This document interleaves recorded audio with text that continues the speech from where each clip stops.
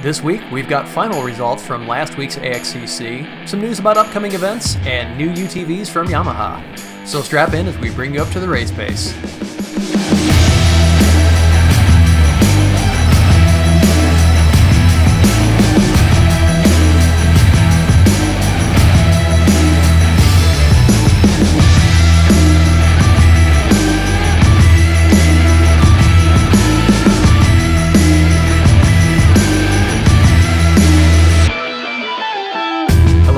And welcome back to Race Pace, sponsored by CW Motorsports. I'm Doug. And I'm Chad. And we've got some news today to cover right out of the gate that we wanted to bring you last week, but unfortunately we did not have results for. And that was going to be the AXCC race, round 4 over in Dresden, Ohio. The race was completed, and we knew a couple things that had happened, but we didn't have official results to bring you, so we didn't feel very good about producing a show with guesses about what had happened to a race that neither one of us happened to be at.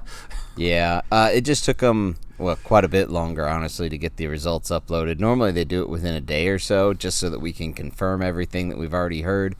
And quite honestly, if you guys have been to a side-by-side race, you know that sometimes the end results change. Just because of scoring mistakes, someone didn't get registered for a lap that they made, whatever. So sometimes they change from just what the initial reports are. Instead of it being a day, it was like 4 days. And that put us well over the time of what we would have needed to record it. So that was that. Yeah. It's a questionable show to begin with, so if we don't have accurate stuff, it really gets sketchy fast. And we get accused of fake news way more than enough anyway, so... In fact, kind of tangentially related to that, Devin Smith got a DNF. Of course, for a race he didn't even show up for. That seems pretty harsh. I mean, technically, it's correct. He did not finish, but he never even was in the same state. I mean, he really didn't finish. Right? Did you get a DNS? Did not start? No, they just give him a did not finish. So.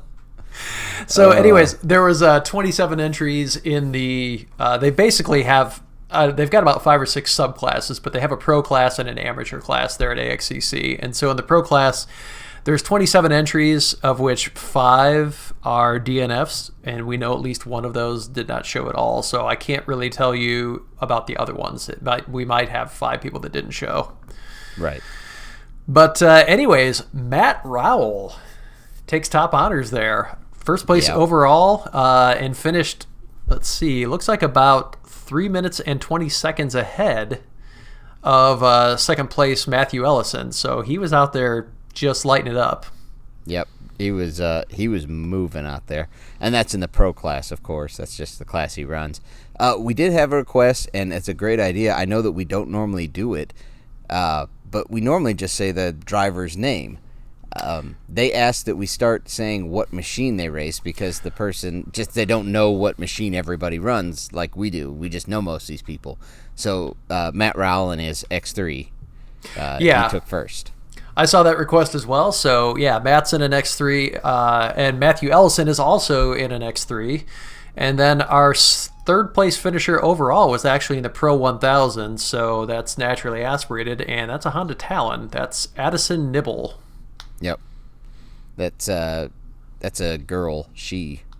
But she's younger, if I can remember right. I want to say she's 16, 17. I don't know. Yeah, third place though in an NA machine. Yeah, not bad. No, not at all. Going a little further down the list, you got Austin Sealing running a Can-Am. He's out of Buckeye Lake, Ohio. He's Pro 1000 as well, so racing in the non-turbo class. Chad Deutsch running his, pretty famously, he's been one of the Honda runners. He was an early adopter, and he's running a turbo Honda, though. So that's back in the Pro Turbo class, 5th overall. 6th place, you got John Bauman. 7 through 10 are Dwight Pollard, Steve Mueller, Chance Nicola, Patrick Shamlin took 10th place. So moving through the list there, you've got Johns in a Can-Am. Steve Mueller, of course, is in a Polaris. Razor, yeah. And then a couple Yamahas there, 9th and 10th. Chance and Patrick both in Yamahas. I've noticed that I would say if I was guessing percentages, 75 to 80% of the people are in a Can-Am X3, and then it's kind of a sprinkling mix of RS1s, Razors, and Talons. I mean, that's kind of like the percentages, I would say, of what's running out there. So I'm looking in the top 5 or the top 10. We've got 1, 2, 3, 4 Can-Ams in the top 10, believe it or not. And then you've got a couple Hondas, a couple Polarises, and some Yamahas rounding it all out. I would say that's a little more diverse than normally is, but well, for a while it was pretty much all X3s, and it seems like the field has kind of widened out again as people have figured out how to make these machines perform a little better and some of the capabilities of these other machines. But for a while, I mean, the Can-Am out of the box without doing much to it was definitely the king, and in a lot of ways it still is. But now that people have some time under their belt, these other machines are starting to perform, and you're starting to see them creep up into the upper rankings at races. Yeah, exactly right. So there's actually 1, 2, 3, 4 Yamahas out of 22 positions that finished. 4 more Yamahas, which, I mean, it doesn't sound like much of a revelation, but I'll be honest, or at least here in the Midwest, it's really, really rare to see a YXZ out there anymore. It is. You might see 1 per race at most local races, where you're still seeing 30 machines or better. Yeah.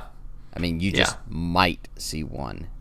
I think the last MWXC race, there was 30 machines, right about there, 28, something like that, about the same numbers basically.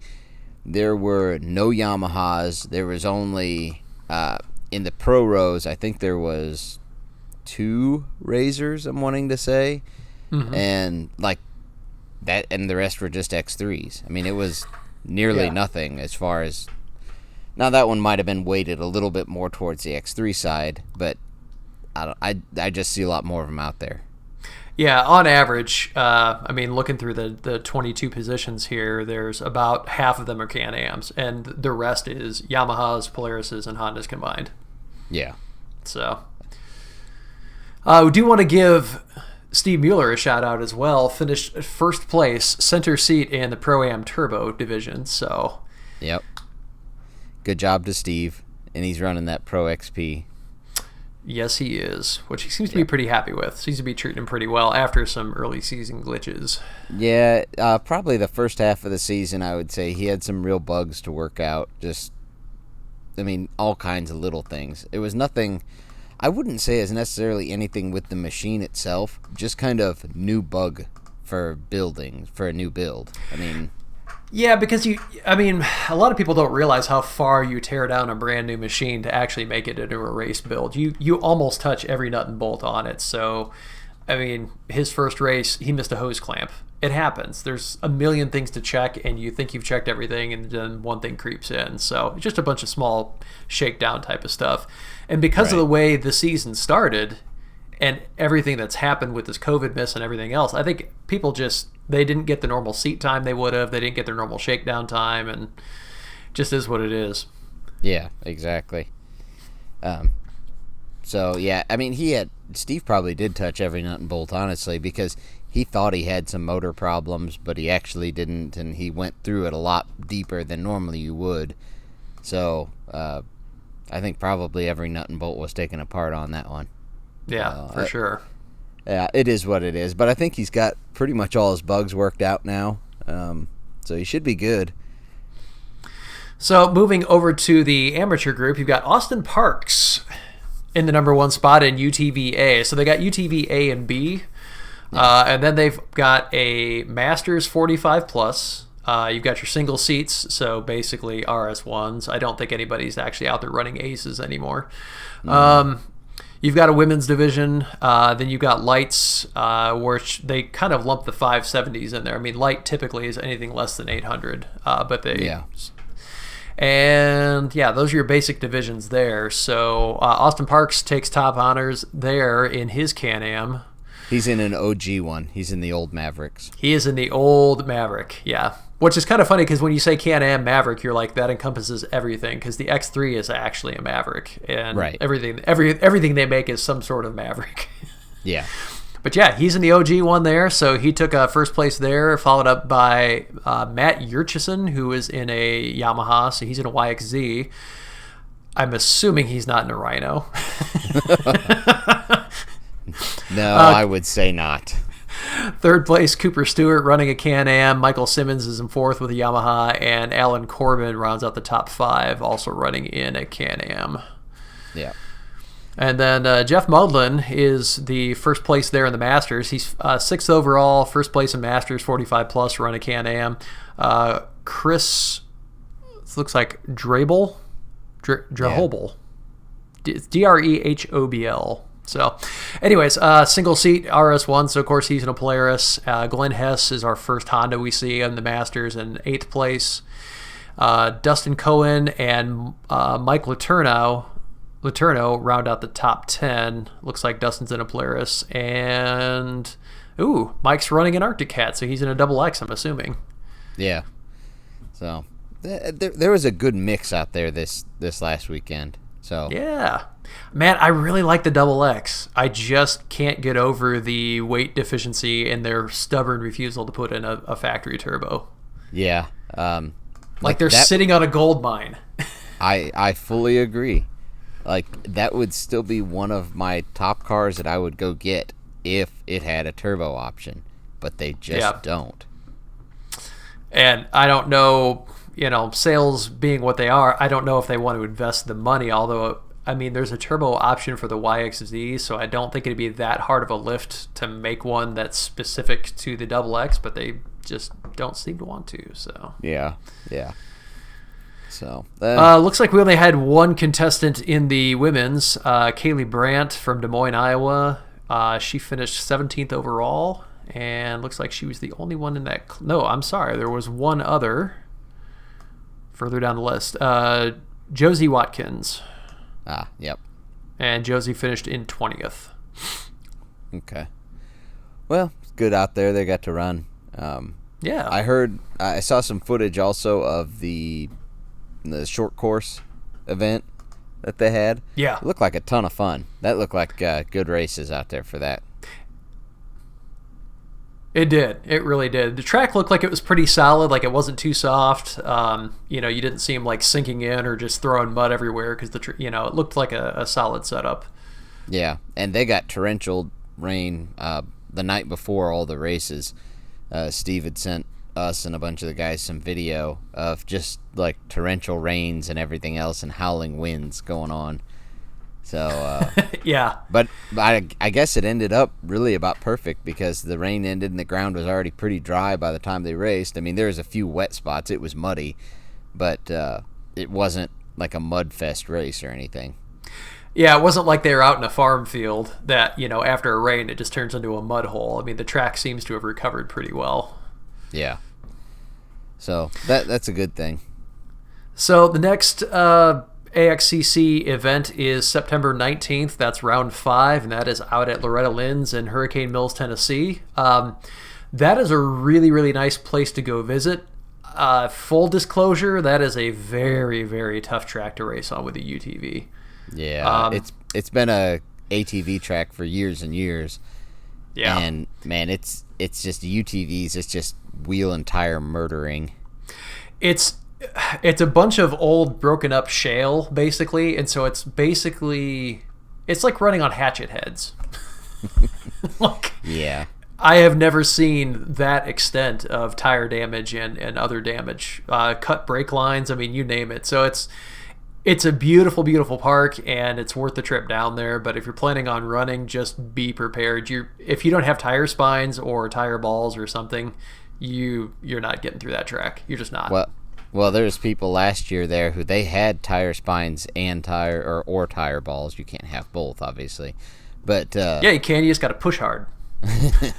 But it was like just puking the tire balls out of the tires and everything else, and it was cutting wheels in half, and it was so bad. Yeah. Also on the 19th there is IXCR round 7, so that's Hunt Club. Yep. And that is coming up as well, so that one's going to be a little bit closer to home. That one's just down in Barbersville, Indiana.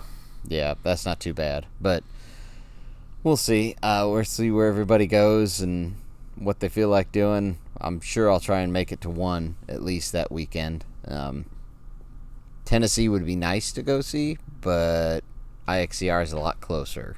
Yes, indeed. Extreme XC's next event is not until the 26th and 27th. That's their Rock Ridge. So that is down in Bloomfield, Indiana, which... Nope, that got changed. Oh, that's right. It did get moved. Yeah, just it was a day or two ago, whatever it was.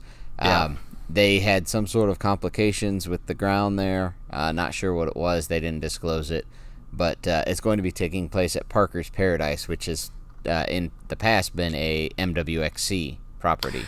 Yes, and Parker's Paradise is out in Crawfordsville, Indiana, and it's a smaller property. It's about 100 acres, but it was a fan favorite for years and years at MWXC. And honestly, it's a nice little UTV track. There's kind of a mix of a lot of different stuff there. Yeah, it's just small is kind of always been the historical issue. But this year, with all the numbers being down across the board, I really don't think it'll be bad. No, I think it'll work out pretty well. Rex, the owner of the property, is a really, really solid guy. Respect his property while you're out there, though. He does not take kindly to people trashing his place. So no, I mean, and we're not talking about he's doing it unreasonably. Like, be reasonable with the man's stuff, and everything's fine. And he always puts on good events. Like, he has normally concerts out there while it's going on, and I think he's had bounce houses and stuff like that in the past.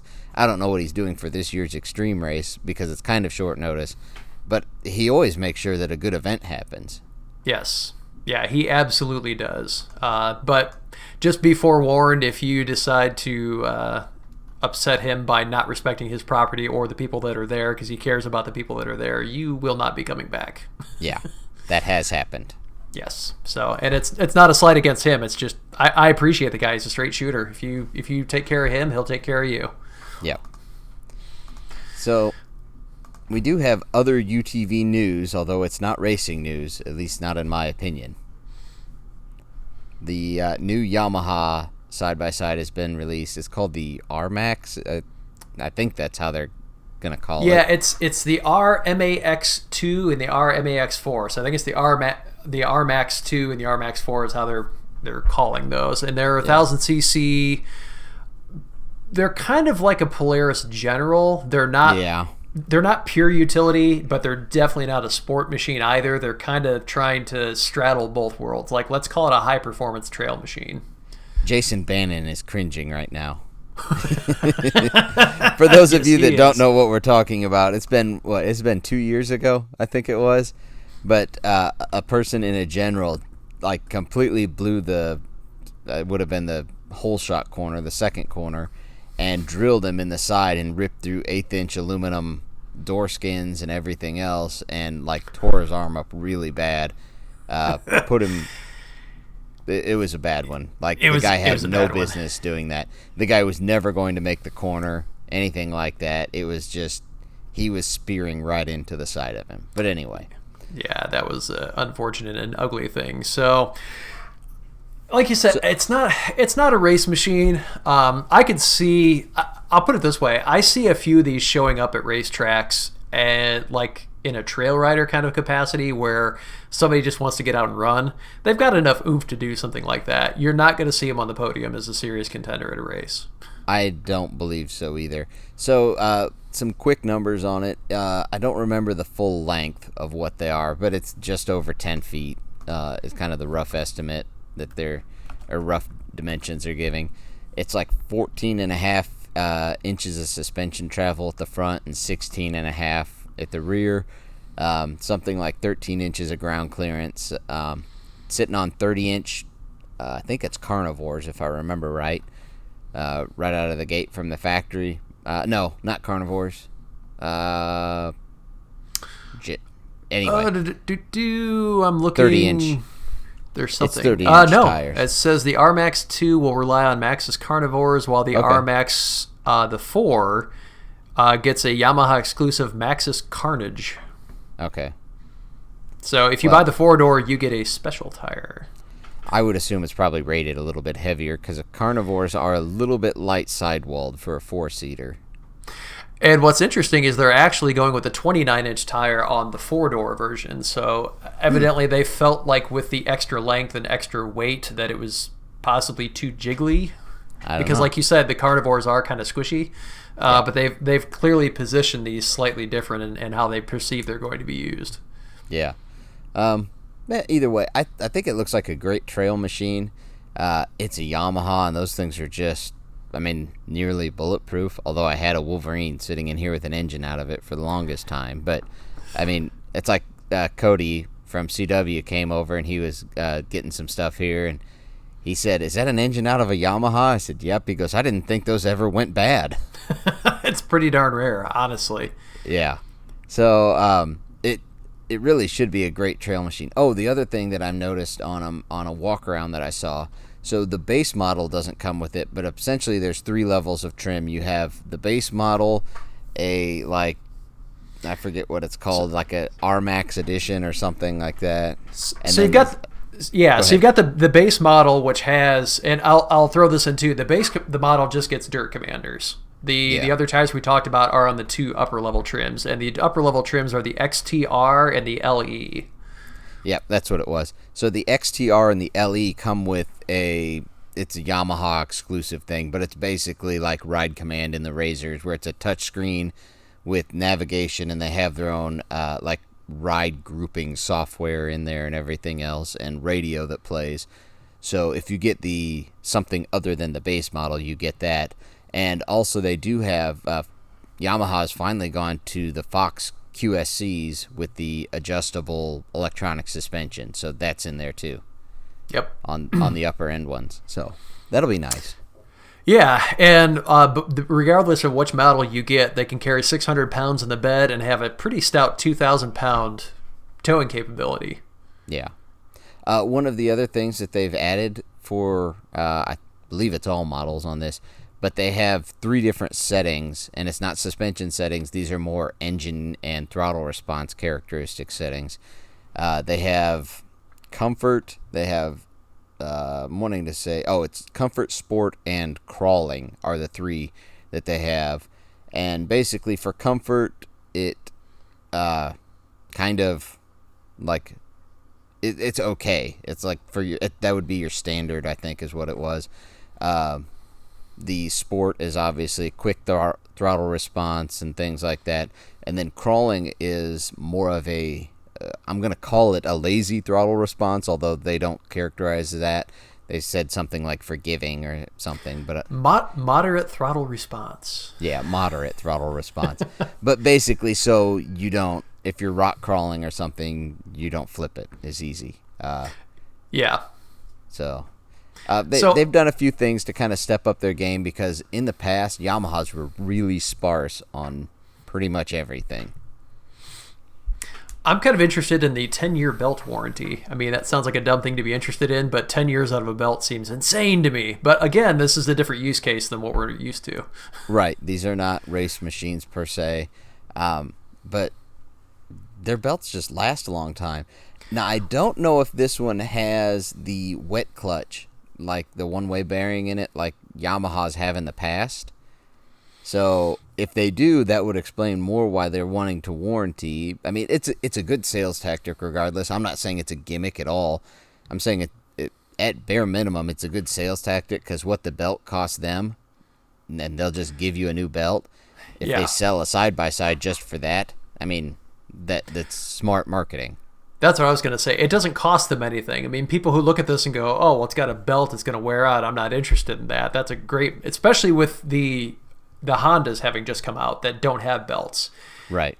So for them to say, well, we're going to give you a 10-year warranty, most people don't even keep their UTVs that long. So for most people, they consider that to be a lifetime warranty. Yeah.